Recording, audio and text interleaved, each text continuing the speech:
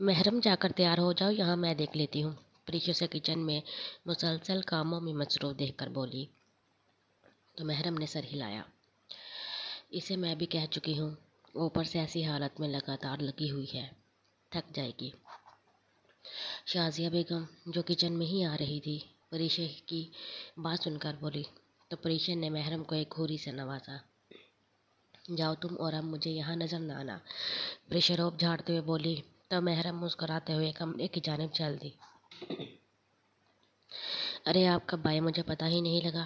محرم کمرے میں داخل ہوتے ہی اذلان کو لیپ ٹاپ پہ مصروف دیکھ کر بولی، میں بہت دیر کا آ چکا ہوں، لیکن آپ کو میری خبر ہو تو پھر نہ۔ جواباً اس کی گمبھیر مگر ناراضگی سے بھرپور آواز سنائی دی، جسے سن کر محرم پریشان ہو گئی۔ میں وہ نیچے تھی نا، کچن میں، اس لیے پتہ نہیں لگا، محرم صفائی دینے والے انداز میں بولی تو اذلان نے آئی برو چکائی۔ اور آپ کیا آج بھی کام میں مصروف؟ کتنا کام کرتے ہیں؟ اسے تیکھے چتونوں سے گھورتے ہوئے بولی تو اذلان اس کا انداز دیکھ کر مبہم سا مسکرایا۔ میرا ڈریس نکال دیں آپ، تاکہ میں تیار ہو جاؤں۔ وہ اس کی توجہ الماری کی جانب کرواتے ہوئے بولا تو وہ کسے آ گئی اور الماری میں سے کپڑے نکالنے لگی۔ اپنا سوٹ نکالتے ہی واش روم میں بند ہو گئی۔ اذلان بھی اپنا سوٹ پکڑتا اسٹڈی روم کی جانب چل دیا، کیونکہ ٹائم بہت کم تھا۔ محرم نے واش روم کے دروازے سے ایک نظر باہر جھانک کر دیکھا۔ اذلان کو بیڈ پہ موجود نہ دیکھ کر سکون بھری سانس لی، کیونکہ اس کی شدتوں پہ پل باندھنا بہت مشکل تھا، اور فی الحال محرم وہ افورڈ نہیں کر سکتی تھی۔ اس لیے ڈریسنگ کے سامنے کھڑی جلدی جلدی ہاتھ چلانے لگی تاکہ اذلان سے سامنا نہ ہو۔ آنکھوں پر لائنر مسکارا لگا کر یہ ہلکے گلابی رنگ کی لپسٹک باہر دکھا رہی تھی۔ وہ اتنی سی تیاری میں بھی غضب ڈھا رہی تھی۔ ایک تنقیدی نظر اپنے آپ پہ ڈال کر وہ بالوں کے سمت متوجہ ہوئی۔ کین اسی وقت اسٹڈی روم کا دروازہ کھٹکے سے کھولا تو محرم کے چھکے چھوٹ گئے۔ ہتھیلیاں بے ساختہ نم ہوئی، لیکن سب کچھ اگنور کر کے کانپتے ہاتھوں سے بالوں کی سمت متوجہ رہی۔ اذلان جو ڈریس چینج کر کے آیا تھا، نظر محرم کی جانب اٹھی تو اٹھی رہ گئی۔ پستہ کلر کے گھیردار فراق میں اس کا بھرا بھرا سراپا، کانوں میں ہم رنگ اویزے پہنے ہلکے میک اپ میں بھی وہ غضب ڈھا رہی تھی۔ اذلان نے اس کا کام شدت سے محسوس کیا اور مسکراہٹ دباتا ہوا ڈریسنگ کے سامنے جا کر اپنے بال بنانے لگا۔ اتنا گھبرا کیوں رہی ہیں، ریلیکس رہیں، وہ اس کے گھبرانے پر چوٹ کرتے ہوئے بولا تو وہ زبردستی کا مسکرا دی۔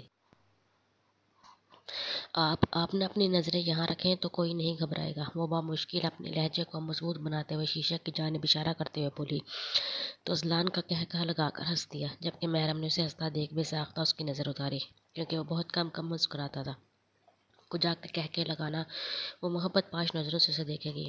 اذلان کی چٹکی بجانے پر وہ ہوش میں آئی۔ کیا ہوا، ایسے کیا دیکھ رہی ہے؟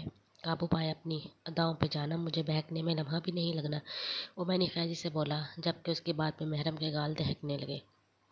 دوپٹہ سیٹ کر کے باہر کی طرف بھاگنے ہی لگی تھی کہ اذلان نے کھینچ کر اسے اپنے ہی سان میں لیا اور اس کے ماتھے پہ لب رکھے۔ محرم نے ہمیشہ کی طرح آج بھی اس کے لمس کو جی بھر کر محسوس کیا۔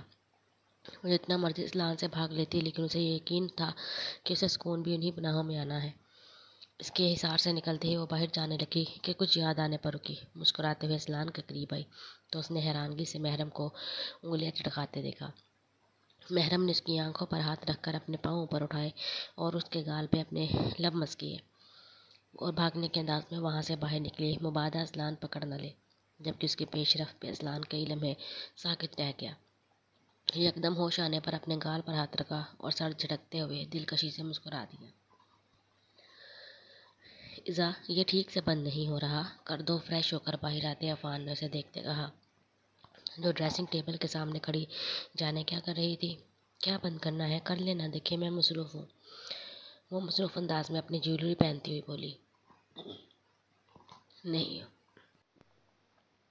نہیں ہو رہا، تبھی تو کہہ رہا ہوں، پہلے ہی دیر ہو گئی ہے، کر دو جلدی، وہ اپنا ہاتھ آگے کرتا بولا، جس کے کف کا بٹن ٹائٹ ہونے کی وجہ سے ایک ہاتھ سے بند نہیں ہو رہا تھا۔ اچھا صبر کرے، 2 منٹ یہ پہن لوں، وہ اب بھی اس کی جانب دیکھے بغیر بولی، جبکہ اس کا مصروف انداز عفان کو غصہ دلانے کے لیے کافی تھا۔ پوری تو تیار ہو، یہ کر دو پھر پہن لینا نا، وہ جھنجھلا کر ناراض لہجے میں بولا۔ اس کے ناراض لہجے کو محسوس کرتے ہوئے اپنی باقی جیولری واپس رکھ کر مڑی۔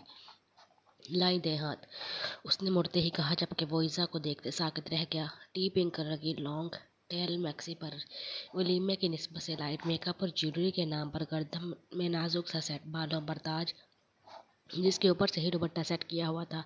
دے بھی پھر میں نے بھی یہ پہننا ہے، وہ سامنے رکھی چوڑیاں جھمکیاں دیکھ کر بولی۔ اس کی آواز پر ہوش میں آتے اپنا ہاتھ آگے کر دیا۔ اس کے کف کے بٹن بند کر کے وہ پلٹ کر دوبارہ اپنے کام میں مصروف ہو گئی اور عفان کو سوتے ہوئے ڈریسنگ ٹیبل سے ٹیک لگا کر کھڑا ہو کر اس کی کارروائی دیکھنے لگا۔ ایک تو وہ سادگی میں بھی اسے بہت اچھی لگتی تھی، اب یوں تیار ہو کر اس کا ضبط آزما رہی تھی۔ کیا دیکھ رہے ہیں، جائیں، اب دیر نہیں ہو رہی؟ الٹے ہاتھ میں چوڑیاں ڈالتے ہوئے اس نے کہا۔ جب ہاتھ میں تکلیف ہے تو کیوں پہن رہی ہو؟ اس کے چوڑیاں پہننے پر چوٹ کی۔ سیدھے ہاتھ میں ہے چوٹ، میں الٹے ہاتھ میں پہن رہی ہوں اور الحمدللہ اب کافی بہتر ہے۔ اس نے ایک نظر ہاتھ کو دیکھتے سنجیدگی سے کہا۔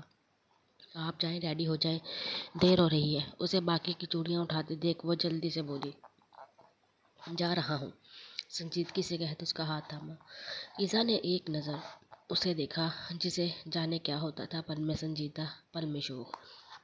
وہ بھی اسے ہی دیکھ رہی تھی جب چوڑیاں اس کے ہاتھ میں پہنانے کے بعد جھٹکے سے عفان نے اسے اپنی جانب کھینچا۔ مجھے پتہ ہے میں بہت ہینڈسم ہوں مسز، اب کیا نظر لگاؤ گی؟ اس کے چہرے کو دیکھتے ہوئے شوق سے بولا۔ منہ دھو رکھے اپنا، آئے بڑے ہینڈسم، کبھی شیشے میں دیکھا ہے خود کو؟ اس کے حصار میں کسمساتے ہوئے بولی۔ اب تک تو نہیں دیکھا تھا، شاید اب دیکھ لیتا ہوں، کہتے ہی اس کا رخ اپنے حصار میں ہی آئینے کی جانب کرتے دونوں کا عکس دیکھنے لگا۔ دیکھو ہوں نا ہینڈسم، کان کے قریب جھکتے سرگوشی میں کہا، جبکہ اس کی سانسیں اپنے کان پر محسوس کرتے وہ جی جان سے کانپ گئی تھی۔ پر خود کو نارمل ظاہر کرتے دوبارہ آئینے میں دیکھا۔ جی نہیں، یہ تو میری وجہ سے تھوڑے بہت ٹھیک لگ رہے ہیں۔ ایزا نے ناک چڑھاتے کہا تو وہ مسکرا دیا۔ یعنی کیا آپ خود کی تعریف کر رہی ہیں؟ اس کی بات پر اس نے زور و شور سے سارا اس بات میں ہلایا۔ لیکن میں نے یہ حق تو تمہیں بھی نہیں دیا، تم میرے حق پہ قبضہ کر رہی ہو۔ منہ پر آتی رٹ کو پونک مارتے پیچھے کیا تو ایزا نے اپنی آنکھیں بند کرتے نفی میں سر ہلایا، پر اس کا سحر ختم ہوتے ہی پٹ سے آنکھیں کھولنے سے اسے گھبرا اور دور ہونے لگی کہ پھر سے عفان نے روک لیا۔ ایسے تعریف نہیں کی جاتی، میں تمہیں واپسی پر سکھاؤں گا تعریف کرنا، میں نے خیزی سے کہتا اس کے ماتھے پر حدت لمس چھوڑ اب پیچھے مڑ کر خود تیار ہونے لگا، جبکہ وہ وہیں کھڑی اسے تیار ہوتا دیکھنے لگی۔ ایک نظر اپنی تیاری کو دیکھتے خود پر پرفیوم چھڑک کر واپس رکھنے لگا ہی تھا کہ دماغ میں خیال آتے ہی مسکرایا اور پیچھے مڑ کر ایزا پر بھی وہی پرفیوم اسپرے کر دیا جس پہ وہ آنکھیں پھاڑے اس کی حرکت کو دیکھتی رہی۔ یہ کیا تھا؟ اس نے صدمے کی کیفیت میں پوچھا۔ یہ میں نے سوچا تمہیں بھی لگانا چاہیے، اس لیے لگا دیا، مسکرا کر جواب دیا۔ پر یہ جینٹس پرفیوم ہے اور ہم باہر جا رہے ہیں۔ اس نے حیرت سے اس سر پھیرے کو دیکھا۔ تو کیا ہوا؟ تمہارے شوہر کا پرفیوم ہے، لگا سکتی ہو۔ اس کی بات پر ایزا نے ماتھا پیٹا، جبکہ وہ اسے ونک کرتے اس کا ہاتھ تھامے باہر کی جانب قدم بڑھائے جہاں سب ان کے منتظر تھے۔ ریسیپشن کی جگہ پر پہنچ کر ان کی انٹری ایک خوبصورت اسپاٹ لائٹ کی روشنی میں ہوئی۔ اسٹیج کے قریب پہنچ کر عفان نے اوپر چڑھ کر ایزا کو چڑھنے میں مدد دی۔ کچھ دیر اسٹیج پر بیٹھ کر سب سے مبارکباد وصول کرنے کے بعد اب انہوں نے سکون کا سانس لیا تھا کہ حجاب اور آیت آ پہنچی۔ آج کیا لینے آئی ہو دونوں؟ عفان نے ان دونوں کو دیکھتے ہوئے اچنبھے سے پوچھا۔ کیا مطلب کیوں آئی ہیں؟ آپ نے نکاح کے ساتھ رخصتی کروائی تو ہماری رسمیں رہ گئی جو اب کرنی ہے ہم نے۔ حجاب نے مسکرا کر جواب دیا۔ نہیں بھئی، نکاح پر ہوتا ہے یہ سب، اب تم لوگوں کو کچھ نہیں ملنا۔ عفان نے سنجیدہ تاثر چہرے پر سجائے کہا۔ کیا مطلب بھئی؟ یہ غلط ہے، آیت نے دہائی دی۔ مطلب یہ کہ رخصتی کی رسمیں تھیں، رخصتی پر آپ نے نہیں کی تو یہ الگ بات ہے۔ عفان نے جان چھڑوائی۔ تو آپ نے ہی اچانک رخصتی کروائی تھی، ہمیں نہیں پتا، ابھی آپ ہماری رسمیں کریں، نہیں تو ہم نے ایزا کو اپنے ساتھ لے جانا ہے۔ حجاب اور آیت تو اب باقاعدہ دھمکیوں پر آ گئی تھی۔ اور آپ لوگوں کو کیوں یہ خوش فہمی لاحق ہوئی کہ میں ایسا ہونے دوں گا؟ عفان کے اطمینان میں اب بھی ذرا برابر کمی نہیں آئی تھی۔ بھائی دیکھے نا عفان بھائی کو، حجاب نے اذلان اور سائم کی جانب دیکھتے کہا، عفان کیوں تنگ کر رہے ہو؟ سائم نے پوچھا۔ میں کہاں تنگ کر رہا ہوں سائم بھائی، خود دیکھیں، اب رخصتی کی رسمیں ولیمے پر کرنی ہے اس نے۔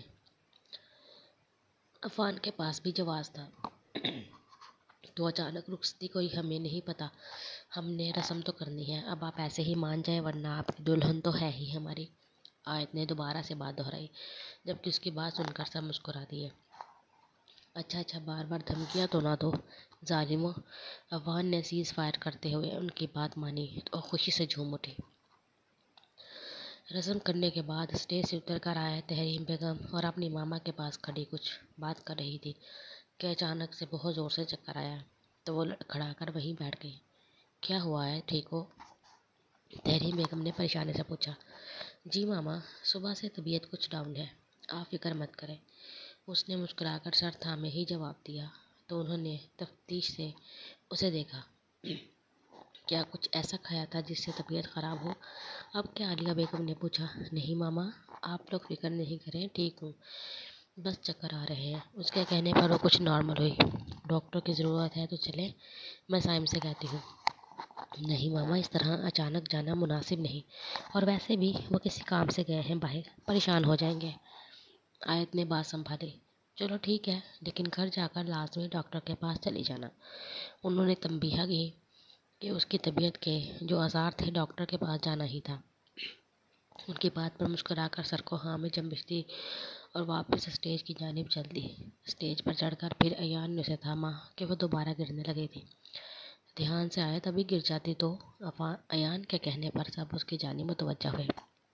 کچھ نہیں ہوا ہے، ٹھیک ہوں میں، اس نے تسلی دیتے پریشیا اور محرم کے ساتھ جگہ سنبھالی اور روشانے کے گود میں لے کر کھلانے لگی۔ طبیعت ٹھیک ہے آیا تمہاری، کچھ ہوا ہے کیا؟ پریشا نے پوچھا۔ نہیں پریشا آپی، بس صبح سے چکر آ رہے ہیں اور کمزوری فیل ہو رہی ہے۔ اس کی بات سنتے ہی پریشا اور محرم کے درمیان معنی خیز مسکراہٹ کا تبادلہ ہوا۔ چلو پھر لازمی ڈاکٹر کے پاس چلی جانا اپنے ان کے ساتھ، اور اپنا خیال رکھو، محرم نے شرارت سے بولا تو وہ جھیم گئی۔ کچھ دیر یوں ہی وہ لوگ بیٹھے باتیں کرتے رہے۔ اسی دوران سائم بھی واپس آ گیا تھا۔ تحریم بیگم نے اسے بتایا تھا کہ آیت کی طبیعت خراب ہے تو وہ سب سے پہلے اس کے پاس آیا تھا۔ اس سے طبیعت کا پوچھنے کے بعد کچھ تسلی ہوئی کہ جو باتیں وہ بتا رہی تھی وہ بیماری نہیں، البتہ اللہ کی نعمت ہے۔ اس نے بے ساختہ دل میں اللہ کا شکر ادا کیا اور اسے بعد میں ہسپتال چلنے کا کہا، جس پر وہ سارس بات میں ہلا گئی۔ کچھ دیر بعد وہ لوگ ریسیپشن سے فری ہو کر گھر کے لیے روانہ ہو گئے تو سائم آیت کو لے کر ہسپتال کی جانب چلا گیا، جبکہ باقی سب گھر کی جانب چل دیے۔ ہسپتال پہنچ کر اس نے آیت کو اپنی کلیگ کے روم میں بٹھا دیا جہاں وہ اس کا چیک اپ کر سکے، اور کچھ دیر میں آنے کا کہتے ایک راؤنڈ مریضوں کو دیکھنے کے لیے چل دیا۔ وہاں سے فارغ ہو کر وہ واپس آیا جہاں آیت کو چھوڑ کر گیا تھا، تب وہ لوگ رپورٹس کا انتظار کر رہی تھی۔ کیا ہوا، سب خیریت ہے؟ اس نے مسکراتے ہوئے آیت کے ساتھ رکھی چیئر پر جگہ سنبھالی۔ جی سب خیریت ہے، اندازہ تو ہے ہی آپ کو ڈاکٹر صاحب، انہوں نے مسکرا کر کہا تو اس کے لب بھی مسکراہٹ میں ڈھرے اور ایک رد نظر آیت کو دیکھا جو ریلیکس ہی بیٹھی تھی۔ کب تک آ جائیں گی رپورٹس؟ بس آنے والی ہیں، انہوں نے جواب دیا ہی تھا کہ ایک نرس آیت کی رپورٹس کے لے آئی، جسے انہوں نے پڑھتے مسکرا کر کہا، congratulations mister and Mrs Saim, you are going to be parents. ان کے کہنے کی دیر تھی، ان دونوں کی خوشی کی انتہا نہ تھی۔ آپ یہ رپورٹس دیکھیں، میں آتی ہوں۔ وہ ایکسکیوز کرتی باہر کی جانب چل دی جہاں شاید انہی کسی پیشنٹ کو دیکھنا تھا۔ ان کے جاتے ہی سائم نے فوراً سے اٹھ کر آیت کی جانب دیکھا جو مسلسل مسکرا رہی تھی، پھر اسے اٹھا کر ہونٹ سے لگاتے ماتھے پر بوسہ دیا۔ تھینک یو سو مچ آیت، بہت بڑی خوشی دی ہے تم نے مجھے، وہ ٹرانس کی کیفیت میں بولا۔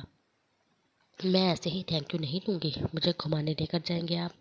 آیت نے اپنی بات کی تو سائم نے مسکراتے حامی بھری۔ ٹھیک ہے، پر صرف اس بار تمہاری مار رہا ہوں، آگے باقی 11 بار ایسے ہی تھینک یو بار گزارا کرنا پڑے گا، سائم نے شرارت سے کہا تو آیت نے ہونکوں کی طرف سے دیکھا۔ کیا ٹھیک ہی تو کہہ رہا ہوں، اسے اس طرح دیکھ کر اس نے کہا لگاتے کہا، کھڑوس خان پیچھے ہوں، آپ کا روم نہیں ہے،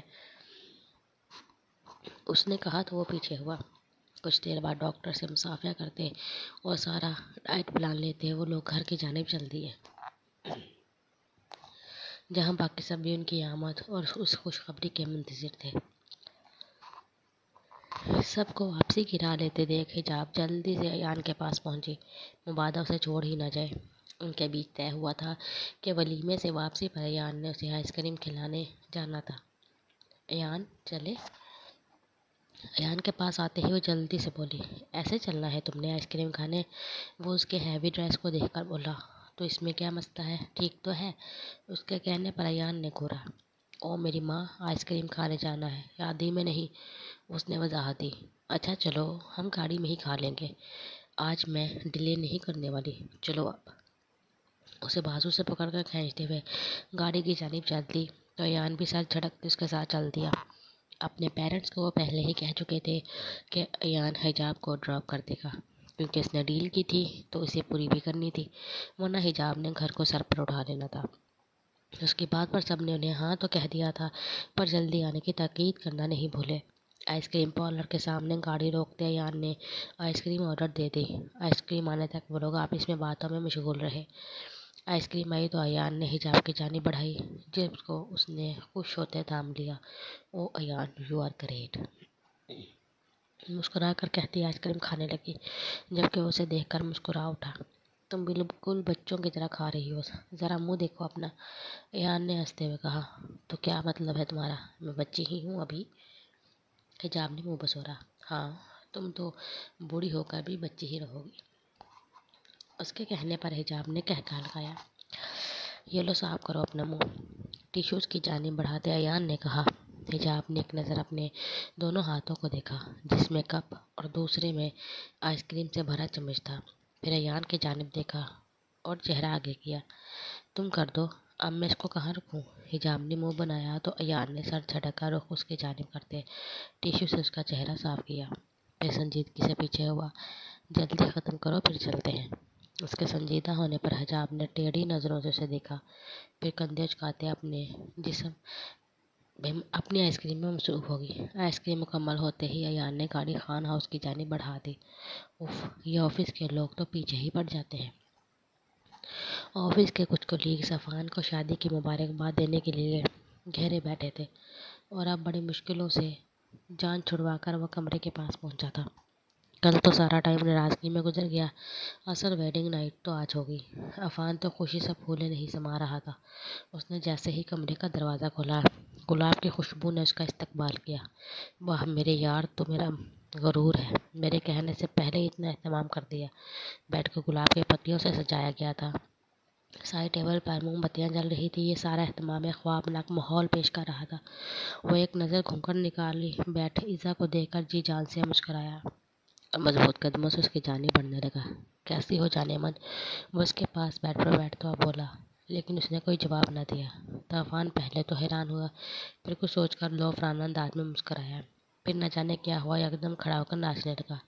کسی ڈسکو میں جائیں، کسی ہوٹل میں گئے، اونچی آواز میں گاتے ہوئے ساتھ ساتھ کمر بھی ہلا رہا تھا۔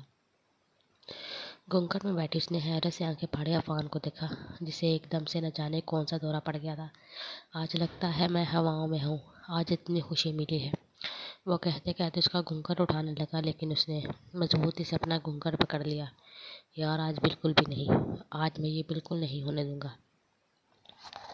وہ آنکھیں بند کیے اس کے ہاتھ کو اپنے چہرے کے قریب لاتے ہوئے بولا، جیسے اسے محسوس کرنا چاہتا ہو۔ ایزا، یہ تمہارے ہاتھ اتنے سخت کیوں ہو رہے ہیں؟ آج کیا لوشن لگانا بھول گئی ہو؟ وہ آنکھیں کھولے حیرت کا اظہار کرتے ہوئے بولا، جو اب اپنے ہاتھ گھونگھٹ کے اندر چھپا رہی تھی۔ ایک دم اس نے اپنی ایک انگلی باہر نکال کر کچھ اشارہ کیا۔ پہلے تو اسے سمجھ نہیں آیا، لیکن کچھ سمجھ آنے پر ہنس پڑا۔ اچھا ایک اور گانا سننا ہے میری پیاری آواز میں، وہ بالوں میں ہاتھ پھیرتا ہوا بولا۔ اب تو ہوشناک خبر ہے، یہ کیسا اثر ہے تم سے ملنے کے بعد دلبر، وہ جھومتا ہوا بولا تو وہ بھی جوش میں آ کر ساتھ ہی ناچنے لگی۔ دلبر دلبر دلبر، ہاں دلبر دلبر، یہ تو ایزا نہیں، یہ ایان۔ وہ ایک دم آگے بڑھ کر اس کا گھونگھٹ الٹتے ہوئے بولا تو ایان پلکیں چپکاتے ہوئے اسے دیکھنے لگا۔ تو بچ جا آج میرے سے جاہل انسان، وہ اس کے پیچھے بھاگتے ہوئے دانت پیس کر بولا، لیکن ایان اس کے ہاتھ ہی نہیں لگ رہا تھا۔ اے رکنا، کدھر جا رہا ہے؟ میں بھی ہوں بیٹھ کے نیچے سے، ماذ برآمد ہوتے ہوئے بولا تو عفان جی بھر کر شرمندہ ہوا کہ وہ کیا حرکتیں کر رہا تھا۔ تم لوگوں کو شرم نہیں آتی کسی کے پرسنلز میں جھانکتے ہوئے؟ وہ معاذ کے کمر پر دھموکا جھڑتے ہوئے بولا تو معاذ نے دان کوسے، جبکہ جواب میں جو آواز سننے کو ملی وہ اسے بے ہوش کرنے کو کافی تھی۔ آپ بھی؟ وہ حیرت زدہ سا الماری کے پیچھے سے سائم کو نکلتے دیکھ کر بولا تو سائم شاہ نے بے نیازی سے مسکرا دیا۔ اور کیا تم سب کو پریشان کیا رکھتے ہو، کبھی ہمیں بھی تو موقع ملنا چاہیے تھا نا، وہ آنکھ دباتا ہوا بولا تو وہ سب کہہ لگا کر ہنس دی، جبکہ عفان نے منہ بسورا کیونکہ یہ سب اسی کا کیا دھرا تھا جو اس کے سامنے آ رہا تھا۔ چل آجا ناچے، ایان میوزک پلیئر پر دل بھڑکانا چلاتے ہوئے بولا، ساتھ ہی ناچنے لگا۔ معاذ نے بھی اس کا بھرپور ساتھ دیا۔ اصلان جو اس کے کمرے کے باہر سے گزر رہا تھا غیر معمولی شور سن کر کمرے کی سمت متوجہ ہوا۔ کمرے کا دروازہ کھولتے ہی جو منظر اسے دیکھنے کو ملا وہ اسے پریشان کرنے کو کافی تھا۔ یہاں کیا ہو رہا ہے؟ وہ سنجیدگی سے بولا تو سب کو گویا سانپ سونگھ گیا، جبکہ سائم نے ان سب کو اسٹاپ ہوتے دیکھ کہا لگایا، سائم تم بھی یہاں؟ اور سائم سے استفسار کرتا ہوا بولا، ہاں نا، ہم نے سوچا اس کو جواب ذرا اسی کے طریقے سے دینا چاہیے۔ وہ مسکراتے ہوئے بولا تو اصلان نے نفی میں سر ہلایا۔ چلو سب باہر، اور ایزا کہاں ہے؟ وہ ان سب کو تاکید کرتا ہوا بولا اور ساتھ ایزا کے متعلق پوچھا۔ بھائی آپ نے کچھ نہیں کہا ان سب کو، عفان منہ بسورتے ہوئے اصلان سے شکایتی انداز میں بولا۔ بیٹا یہ آپ کے کیے کا پھل ہے، بھگتے ہیں اب۔ وہ مسکراتے ہوئے کمرے سے نکل گیا، جبکہ اس کے نکلتے ہی باقی سب بھی ہنستے ہوئے کمرے سے نکل گئے۔ عفان ان کے جاتے ہی سر پکڑ کر کمرے کی حالت دیکھنے لگا۔ تھوڑی دیر تک محرم مسکراہٹ دباتے ایزا کو کمرے میں چھوڑ گئی تو عفان نے دانت پیستے ہوئے ان دونوں کو دیکھا۔ تم نہیں بچتی میرے سے اب۔ محرم کے جاتے ہی عفان اس کو اپنی جانب کھینچتا ہوا بولا تو ایزا کہا لگا کر ہنس پڑی۔ عفان نے دل ہی دل میں اس کی ہنسی کی نظر اتاری اور اس کے اوپر جھکنے ہی لگا جب اس کی آواز پر رکا، ہے مسٹر پنکھے میری منہ دکھائی۔ ایزا نے اپنا ہاتھ آگے کیا، کیا یہ منہ دکھائی کیا ہوتی ہے؟ عفان نے پرسوچ انداز میں کہا تو وہ اس کے ڈرامے دیکھ کر رہ گئی۔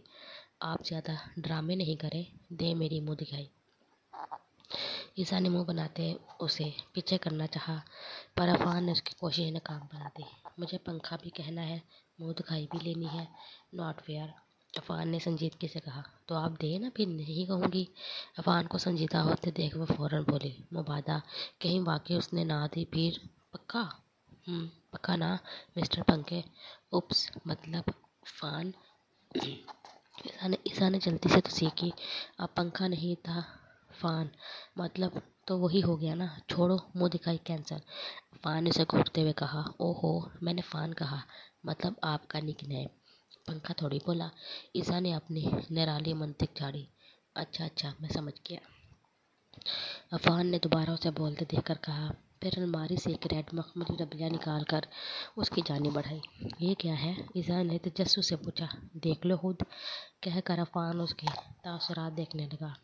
یہ تو لونگ ہے اور میں تو پہنتی ہی نہیں۔ ایزا نے پریشانی سے اسے دیکھا۔ نہیں پہنتی تو اب پہن لینا، ویسے بھی سوٹ کرے گی تمہیں۔ اس کے گال پہ لب رکھتا گمبھیر آواز میں بولا تو پیچھے ہوئی۔ پر مجھے نہیں پسند، اس نے منہ بسور کر کہتے اسے پیچھے کیا۔ پر مجھے ہے، ویسے بھی بیویوں کا شوہر کی بات ماننی چاہیے، اس کا اترا ہوا منہ دیکھ کر کہا۔ ویسے ایک بات بتاؤں تمہیں، دیکھ کر کوئی نہیں کہہ سکتا کہ یہ لڑکی ایک دن کی دلہن ہے، عفان نے سرکوشی کے انداز میں کہا تو وہ فوراً اس کی جانب متوجہ ہوئی۔ کیا مطلب ہے آپ کا؟ اس نے گھورا، جبکہ عفان مسکرایا کہ اس کا دھیان فی الحال لونگ سے ہٹا۔